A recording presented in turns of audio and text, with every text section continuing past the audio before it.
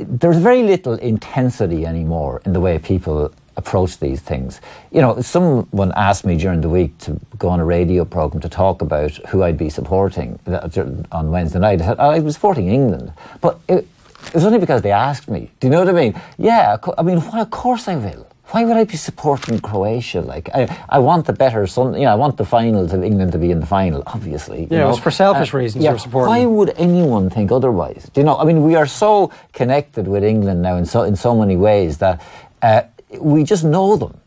Yeah, you know, and like so. Obviously, it's going to be.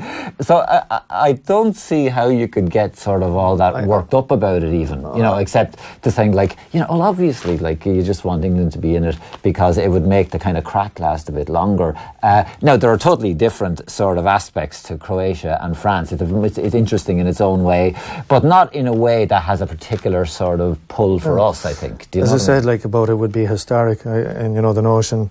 Telling years on that, God, I was in Croke Park watching Kerry Galway when England were playing in a World Cup final, whereas today it doesn't have the same relevance. I've been up here quite a few times reviewing this slot, and would have often regularly said complimented Eamonn on pieces and that it's a go-to place.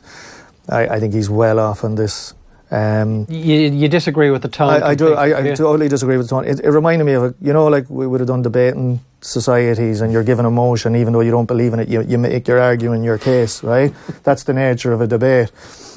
And if the debate makes a good enough point, fair enough. It seems like he was given this card, try and make something of it, and it's not a particularly strong argument. I mean, the notion that why should we support England, we're not English. Well, first of all, I don't know any Croatians. First of all, I have nieces and nephews who are English because they were Irish. He talks about here, most irritating of all was the constant refrain that Irish people should throw themselves wholeheartedly behind English because they were very good about giving Irish people jobs over there. Well, a lot of those Irish people are still over there.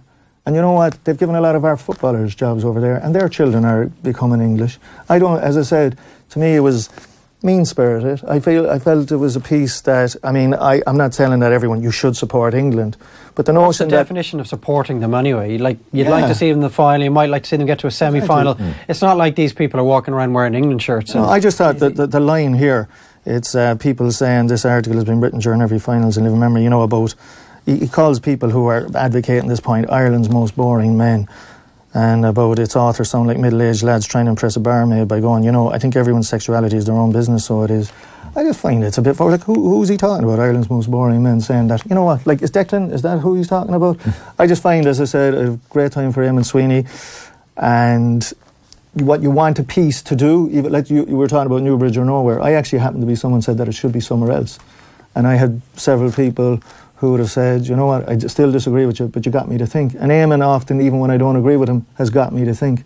This didn't. I think it fell off the mark. So that's just on this one. Look, you're talking about consistency, 52 articles a week he's there, and he often is on the money or it gets you thinking. But I just thought that one was yeah, petty. I mean, I think there's a dynamic to it as well, to the whole England thing, that it doesn't really lend itself, I think, anymore to sort of clear-cut positions one way or the other. Like, at any given England game, half the time we want them to win and half the time we don't, almost simultaneously, right? The ideal that's what's kind of engaging about it. I think a lot of people would be like, nearly the ideal thing. You want them to win because the longer they're in it, the more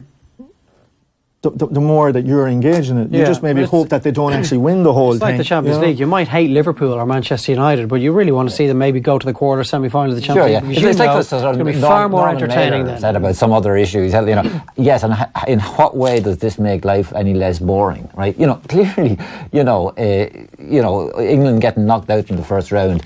You know, obviously it's good crack. But it does make life just a bit more boring, you know. So I'd be always in favour of, particularly when we're not in it, you know. You didn't mind them going out early in '88.